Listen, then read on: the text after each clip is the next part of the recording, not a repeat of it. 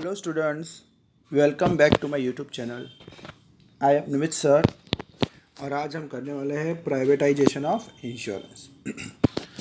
तो insurance sector जो था नॉर्मली पहले प्राइवेट था, उसके बाद हमारी जो इंडियन गवर्नमेंट है उसने उसको पब्लिक मतलब आप देखो तो गवर्नमेंट का भी इंश्योरेंस आ गया था।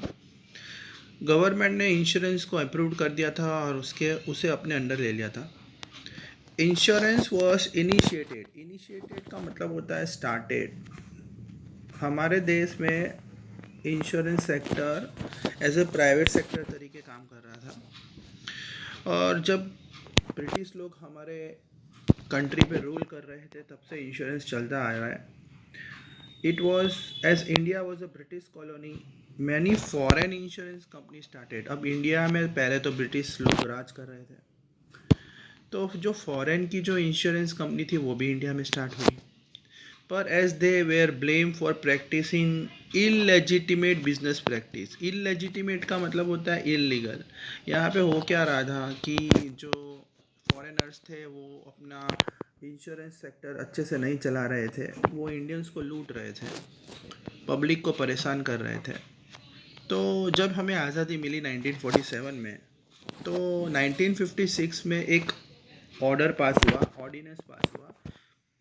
लाइफ इंश्योरेंस बिजनेस को नेशनलाइज कर दिया गया था, मतलब जो इंश्योरेंस कंपनी थी वो इंडिया में गवर्नमेंट सेक्टर से चल का काम करेगी। अब 1956 में ऐसी बात हुई थी। LIC नाम सुना होगा आपने, लाइफ इंश्योरेंस कॉरपोरेशन, जो गवर्नमेंट सेक्टर है, जो गवर्नमेंट के रूल में आती है, वो इंडिया में स्टार्ट हुई। जिससे क्या होगा कि जो इंश्योरेंस कंपनी की जो मोनोपोली है, जो पावर है, जो रूल है, वो ख़त्म हो जाएगा। मतलब 1956 में ये ऑर्डिनेंस पास हुआ था कि जो प्राइवेट सेक्टर है उसकी जगह गवर्नमेंट सेक्टर इंश्योरेंस चलाएगी, जिससे हमारे हमारे इंडिया के सिटीजन्स को बेनिफिट मिले।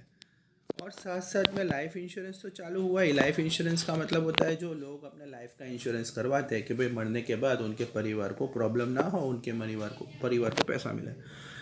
साथ साथ में जनरल इंश्योरेंस भी स्टार्ट हुआ था। वो भी ब्रिटिशर्स लोग हमारे देश में चालू करके गए थे, पर फिर वही हुआ, हमारी गवर्नमेंट ने 1973 में ऑन 1 जनवरी 1973 जनरल इंश्योरेंस को भी नेशनलाइज कर दिया गया। मतलब गवर्नमेंट का एक पूरा रिस्पॉन्सिबिलिटी दे दी गई थी। जनरल इंश्योरेंस में मैंने आपको बताया था जैसे मेडिक्लेम होता है, third party, voice of singer, जो सिंगर है जो अपने गले का इंश्योरेंस करवाते हैं, मेडिक्लेम होता है, स्टूडेंट्स का इंश्योरेंस होता है। मैंने आपको बहुत सारे इंश्योरेंस बताए थे। और साथ साथ में हमारे देश में जो to analyse and appraise the working of insurance एक कमिटी बनी थी, मतलब ये चेक करने के लिए कि जितनी भी इंश्योरेंस कंपनी इंडिया में है वो कैसे काम कर रही है।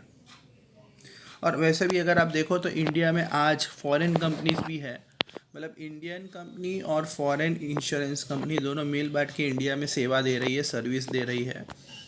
और इन सबको कंट्रोल करने के लिए गवर्नमेंट ने एक अथॉरिटी चूज़ की है, insurance regulatory and development authority. जैसे हमारी बैंक होती है उसको RBI, reserve bank of India, control करती है, वैसे जितनी भी इंश्योरेंस कंपनी है उन सब का बाप कौन है, मतलब उन सब का गॉडफादर, उन सब का एकदम boss, insurance regulatory development authority. ये गवर्नमेंट की एक कमेटी है जो चेक करती है कि इंश्योरेंस सेक्टर बराबर काम कर रहे हैं कि नहीं कर रहे हैं, उनके रूल्स के हिसाब से काम कर रहे हैं कि नहीं कर रहे हैं। अब इसके बारे में डिटेल में पढ़ेंगे। IRDA, insurance regulatory development authority, ये बहुत IMP है स्टूडेंट्स, पूछा ही जाता है, 101% इम्पोर्टेंट है, अच्छे से समझना। This is a supreme autonomous and legal institute. Autonomous का मतलब होता है इसके पास, ये सुप्रीम है, सुप्रीम का मतलब एकदम मेन है।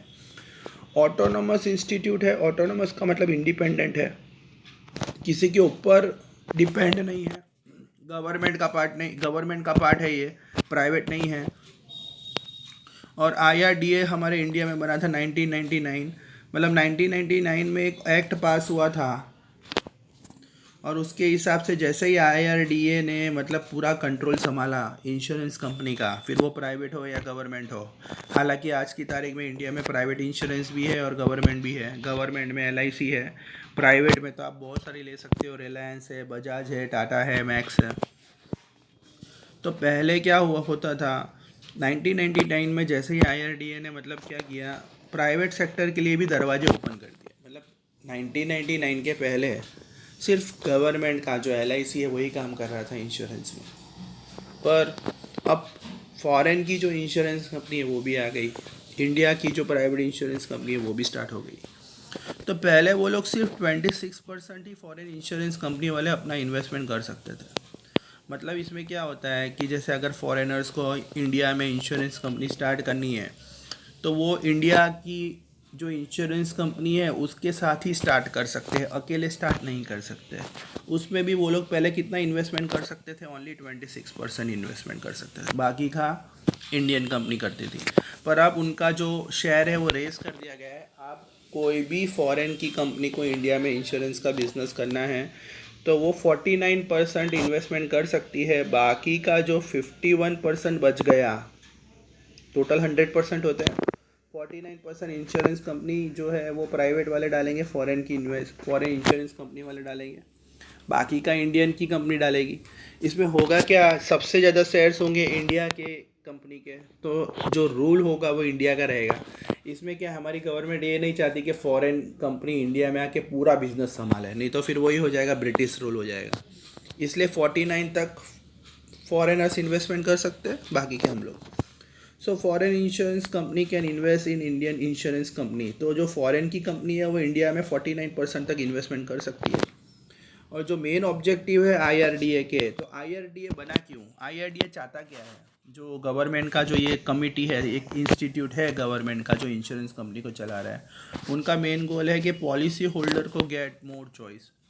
जो हम लोग क्लाइंट है, हम लोगों को ऑप्शन मिले, हमारे पास बहुत सारी कंपनीज ऑप्शन में अवेलेबल हो, हम किसी का भी इंश्योरेंस पॉलिसी ले सके।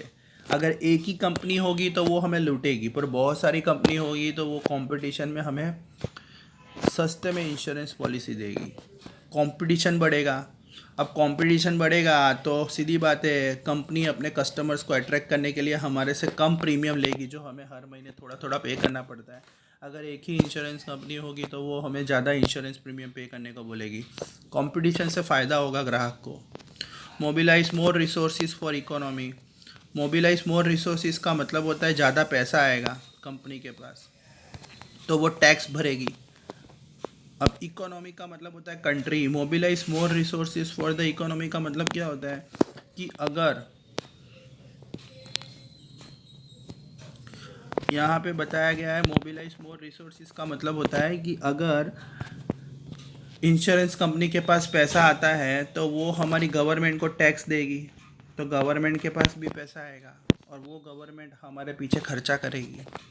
To bring self discipline among the insurance company. Self discipline का मतलब IRDA बहुत स्ट्रिक्ट है, तो जो इंश्योरेंस कंपनी अगर काम नहीं करेगी तो उसको पता रहेगा कि हम अच्छे से काम नहीं कर रहे हैं, कस्टमर को उल्लू बना रहे हैं, चीट कर रहे हैं, तो IRDA हमें टोकेगा।